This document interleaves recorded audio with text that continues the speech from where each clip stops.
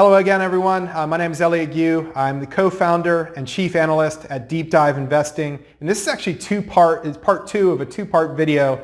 The first part came out a couple days ago. Obviously, I recorded it on the same day, and it takes a little while to edit these videos. We do like to keep them kind of bite-sized chunks. I don't want to send you a 45-minute long video for the channel, so that's why we broke it up into two parts. And we're going to take a little deeper look at leverage and inverse ETFs. In particular, we're going to use a technique called Monte Carlo simulation to see how big of a problem it can be in terms of the tracking error between owning an asset and owning an ETF that tracks the daily return in that asset over the holding period of 1 year. So let's get started. All right, so now we're going to do something a little bit odd, and we're going to go to what we call Monte Carlo simulations. Monte Carlo simulations are basically a way of replicating an asset's returns over a period of time using randomly generated numbers. And so what I did here, I won't go into all the techniques for this. It's one of my favorite little techniques, but basically what I did is I set up Excel to generate random numbers. And these random numbers correspond to the daily return for the S&P 500. In this case, I'm using that as an example, but really it's any asset. And what I did is you can actually set it up to generate random numbers with a particular mean. Okay, so each day's return has a particular mean. And what I used is I used the historical average daily return for the S&P 500 since the end of 1999. So basically over the last 20 years, almost 20 years. The mean daily return for the S&P 500 is 0.0134% over this time period. So on average, obviously you had big down days and big up days, little up days and little down days, but on average over this entire period of time, the average daily return, the mean daily return was 0.0134%. The standard deviation of returns on an annualized basis was 19.3%. And what I did is I set up Excel to generate me random numbers, which correspond to daily returns, with a mean of 0.0134% and a standard deviation of 19.3% annualized. Then what I did is I created a series of indexes, an index performance over 1 year periods. There are about 260 trading days in a year. So I created sample 1 year trading periods for an asset with a similar volatility and a similar return to the S&P 500 over this 20-year period. And I did 11,148 one-day years of this index. So I created basically hypothetical 1 year performances for the index, for this hypothetical index with similar mean and standard deviation of the S&P 500 over 11,148 years. Now obviously, in the financial world, we don't have 11,148 years worth of history on an index like the S&P 500. We really have about 100 years or so of his index history there.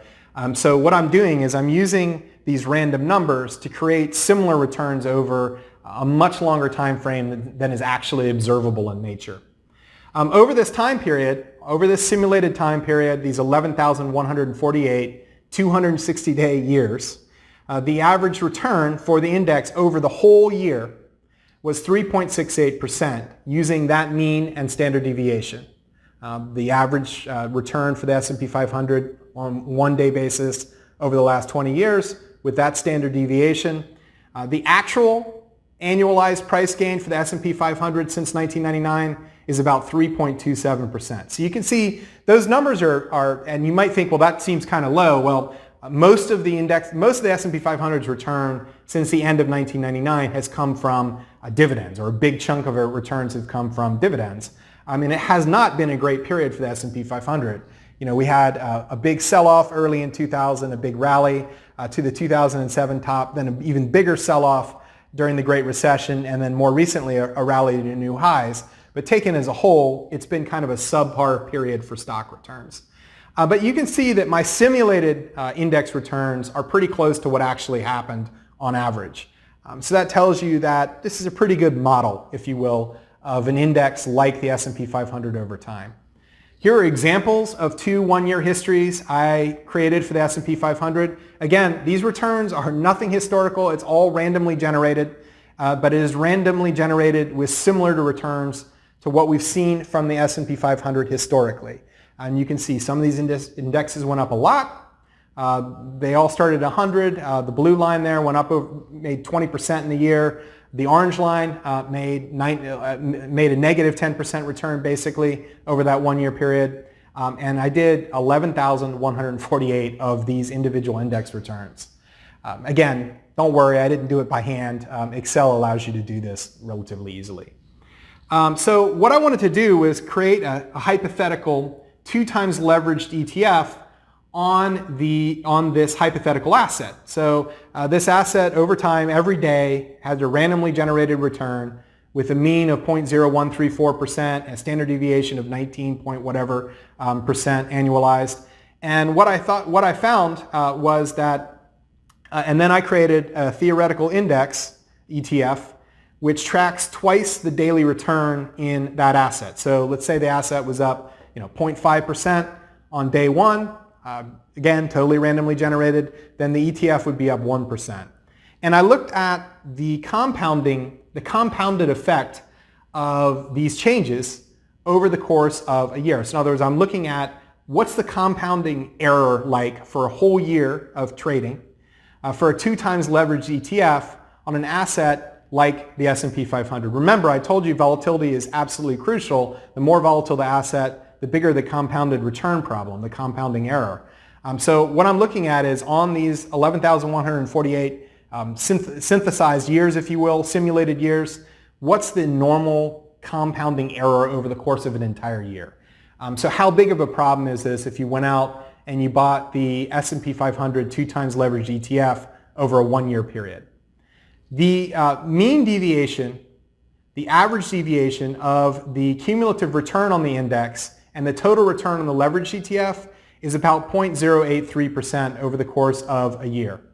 So very, very small average cumulative return. In other words, the index, the ETF, the compounding error is well under 0.1% over a 1-year period on these Monte Carlo simulations that I made. The standard deviation is 6.46%. So basically what that means is that about 68% of all the years that I simulated are going to be within 1 standard deviation of that mean. So that means that if you buy a leveraged ETF on an asset with the average mean and return and volatility of the S&P 500 over a 1-year period, almost all of the compounding error deviations are going to be between 6.5% positive and a little less than 6.5% negative. So, obviously, if you held the leveraged asset over the course of a year and the underlying asset were up 10%, the leveraged asset should be up 20%, right? 2 times that, but it's only up 14%. That's a problem. But there's just as much a chance that it would actually be up 20+% using this example. So again, over a year, that's not a huge change. In about 1/3 of all years that I studied, of these simulated years, the leveraged ETF actually did outperform twice the underlying index. Now I wanted to do a similar simulation, but look at the same data over the past 5 years. And the daily return on the S&P 500 over the last 5 years has been much higher, 0.031825%. It's been a bull market, much higher than the whole 20-year period. The standard deviation has also been much lower. It's only about 13.5%. So the index has been much less volatile over the last 5 years than it has been over the last 20 years, mainly because we haven't had those dramatic, the last 5 years doesn't include those dramatic bear markets we saw in 2000 to 2002 and 2007 to 2009. So if we look at the mean deviation of the cumulative returns on the index and this hypothetical 2 times leveraged ETF, again, the deviation over a 1-year period averages about 0.8%, 0.78%. The standard deviation, though, is only 4.39% because the underlying index is much less volatile. So in other words, your deviations over the course of 1 year between the 1-year return on the asset and the 1 year return on the leveraged ETF are much smaller on average than when we use that higher volatility. And you can see almost 40% of all the 11,148 simulated years that I looked at, the leveraged ETF outperformed 2 times the daily return on the underlying asset. So here's a table to kind of give you an idea of how big of a problem this is. And again, I used my same Monte Carlo model to show you the profound effects that even small changes in underlying index volatility can have on the 1 year performance of a leveraged ETF versus the underlying index. If the volatility of the index is 13.5%, and I use the same mean daily return as on that +% a day, you can see that the average annualized return with that level of volatility is 8.81%. When we raise the volatility of the index to 20%, it's still about 8.8%. When we raise to 25 and 30%, the average annualized return over 11,148 years is almost exactly the same. And that's because the index is more volatile, but you still have that same mean daily return, right? So over a large number of years, the average is going to be the same or similar. It's just that each of those individual years with the higher standard deviation is going to have more volatility, more jaggedness in the trading pattern. The average deviation between the 1 year return on the index and twice that 1 year return on the index and the leveraged ETF designed to return twice the daily return on the underlying index is again about 0.8%, and that also doesn't change much over any of these different standard deviations. When we raise the volatility of the underlying index, the average deviation of twice the 1 year return on the index and the ETF doesn't change much, but the standard deviation of those returns changes an awful lot. So in other words, if we look at that 13.5% example, as I said, you have an average deviation of about 0.8% and a standard deviation of about 4.4%. So that means that over the course of the year, most of the time, your 2 times leveraged ETF is going to be either about 5% more than twice the annual return in the index, or about 3.5% below twice the daily return in the index. That's not bad. That's not a bad amount to pay for a whole year of having that leverage at a fairly low cost. But when we get up to 30%, look at that standard deviation on the right column, 18.7%. And that means that you're going to find a lot of years where, with that level of volatility, where the index might be up 10% over the course of a year, and so you think that you should be up 20% in the leveraged ETF, but you're actually flat, because one standard deviation above that mean would be over a 19% variation over the course of a year. So you might actually see some negative returns even when the index is up over the course of the year buying that 2 times leveraged ETF. So what can we learn from all this? And I know the Monte Carlo stuff seems a little bit complicated, but the key here is this table. Just look at this table. Look at those underlying index volatilities, 13.5%, 20%, 25%, 30%, and look at how much of a difference that can make to the deviation in your compounded returns over time. And you'll see that if you're buying and leverage ETF on something that's relatively non-volatile, like the S&P 500 with normal volatility in the 15 to 20% range, you're probably okay holding that leverage ETF over the course of a year. If the index is super non-volatile, in other words, it's having a sort of slow and steady year like 2017, chances are you're actually going to see a return over the course of that year from that leverage ETF that's more than twice the index return, because it was a year without a whole lot of jaggedness or volatility, so those daily compounding didn't have a lot of time to take effect.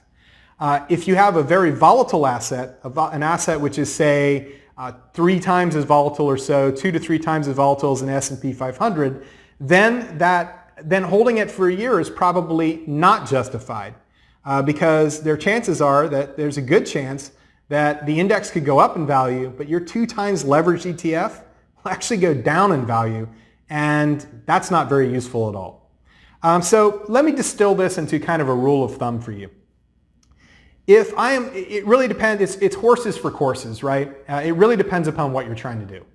If you have a short-term view on the S&P 500 or any other index track like this, and you think it's going to unfold over the next 1, 2, 3, 4, even 5 months or so, then buying the asset that's 2 times leveraged probably is fine because you're looking at shorter periods of time.